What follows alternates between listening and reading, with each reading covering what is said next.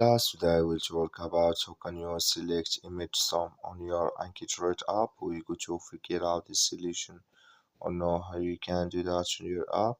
So you just follow this ways, then it's going to work with you. So all you have to do now, just go here above this sign, click on it. Then it's going to show for you a list like this. Then all you have to do now, just click here on settings here. So then it's going to take you to next step. It's going to show for you like this. Then all you have to do now, you just go down here, you click here on accessibility.